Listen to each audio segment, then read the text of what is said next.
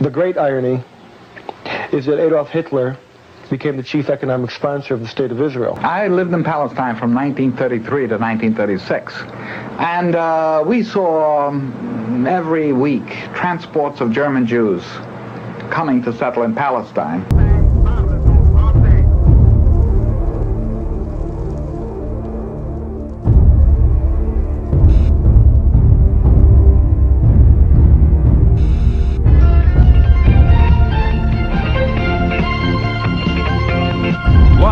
On Channel 5, this is the 10 o'clock news with Deborah Norval. Coming out revealing secret negotiation between the Nazis and the Zionists in 1933, which allowed German Jews and their assets to go to Palestine. Rich Samuels joins us tonight with the story of the controversy behind the book and the author's struggle to write it. Rich? Deborah, with the rise of Adolf Hitler to power in the spring of 1933, the Jews of the world were faced with a dilemma. They could raise a cry of protest, a cry few would heed, or they could make a deal with Hitler, a deal that would bring a step closer their dream of an independent Jewish state. The choice they made was difficult and agonizing. This new book describes that choice. The book is called The Transfer Agreement.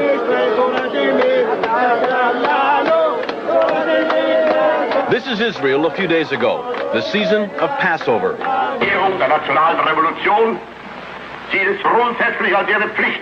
And this is Germany 51 years ago, the blossoming of Adolf Hitler's springtime. A key factor in the vitality of today's Israel, the book's author argues, was an agreement reached in 1933 between a group of Zionists and the man who would later try to kill every living Jew. The great irony is that Adolf Hitler became the chief economic sponsor of the State of Israel. It will be an argument against, and a wrong argument against Zionists.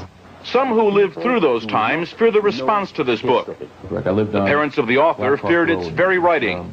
When your son came to you and said he was going to write this book, what were your feelings about his undertaking? I told him he's not my son anymore. Why did you say that? I told him I'm going to sit shitty. As though he were dead? That's right.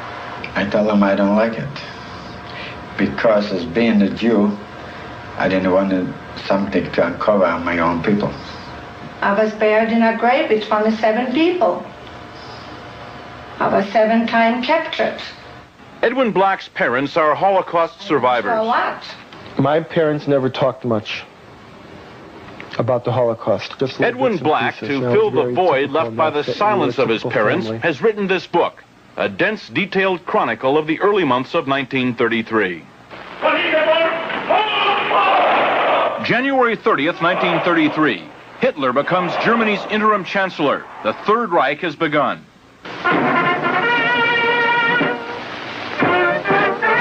But in this country, on March 4th, attention is diverted by the inauguration of Franklin Delano Roosevelt. More power to you, President Roosevelt.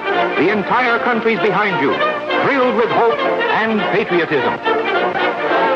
But ominous headlines tell what's already happening to the Jews of Germany. The protest of American Jews was heard almost immediately. It was based on only the sparsest of press reports, and nowhere was that protest more vocal than here in New York City. All creeds, local and national organizations, and labor parties are joined in this gigantic demonstration passing through famous Washington Arch. Rabbi Stephen S. Wise, honorary president of the American Jewish Congress, leads the procession down Fifth Avenue on foot. Father arranged for the first great mass meeting at Madison Square Garden to protest Hitlerism. He felt that when freedom was threatened, silence condoned oppression always. Thousands who waited hours behind police lines rush forward as the doors of Madison Square Garden are open. Jews and Gentiles join in the race for seats, and 22,000 of them get in. I was a young kid then, you see, as a teenager. And I belonged to a Zionist youth group. And we were all summoned to go to that rally. Well, it was a very agitated crowd. Many Yiddish speaking, a few English speaking.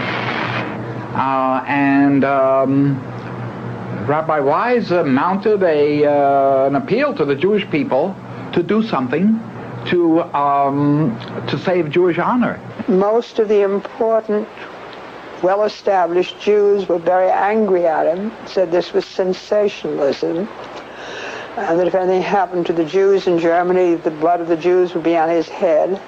Dr. Stephen S. Wise, rabbi of the Free Synagogue and a national leader of liberal thought, speaks in behalf of the Jews of the United States.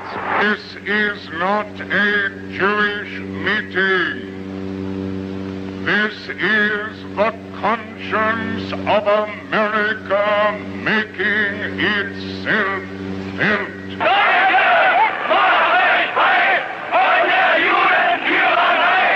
The conscience of Nazi Germany made itself felt 5 days later. Across the Reich, Hitler's troops shut down Jewish-owned businesses for 24 hours. Within days, American Jews marched calling for the boycott of all German exports. Jews throughout Europe echoed that call, so did Jews everywhere. But a group of Zionists at the same time was quietly negotiating an agreement with the Nazis to allow the immigration of German Jews and the transfer of their assets to Palestine. That deal, reported in August 1933, was the transfer agreement. Palestine, sparsely settled by Jews at the time, was radically changed as a result.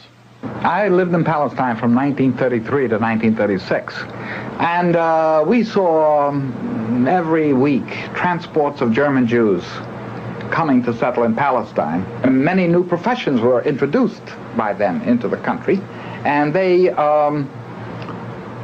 played a leading role in making Palestine then a more advanced and progressive country. Israel is really what it is because of the foundation laid by the Eastern European group, and then the lift toward an educated and well-organized government that came with the immigration of the German Jewish group. German Jewish settlement of Palestine was, for a time, official Nazi policy.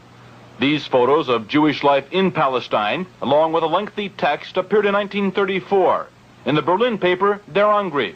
The publisher, Hitler's propaganda minister, Joseph Goebbels. A Nazi Visits Palestine was the title of the multi-part series. A medal was struck by Goebbels in commemoration. On one side, the swastika. On the other, the Star of David.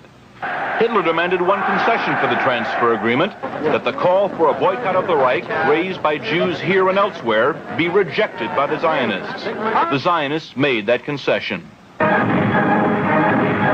And so, while Nazis were marching in Germany,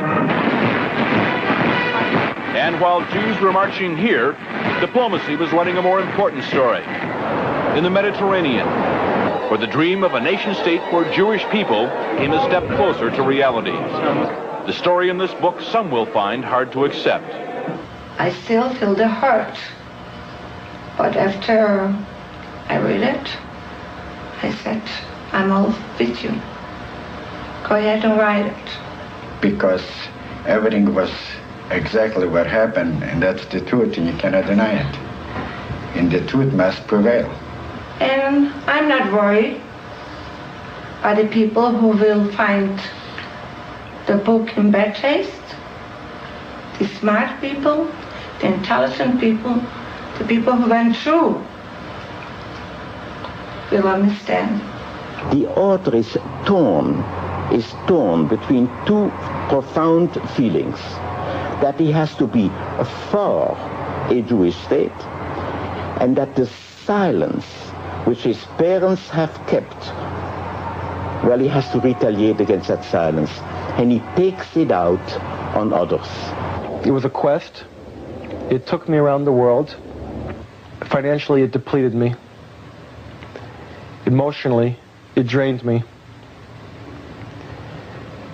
And as far as my being a Jewish person and understanding my Jewish identity and my relationship to Israel and the Holocaust, it has fulfilled me. It has given me identity.